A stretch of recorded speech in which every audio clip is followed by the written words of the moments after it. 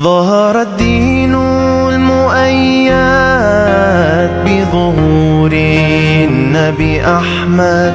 ظهر الدين المؤيد بظهور النبي أحمد.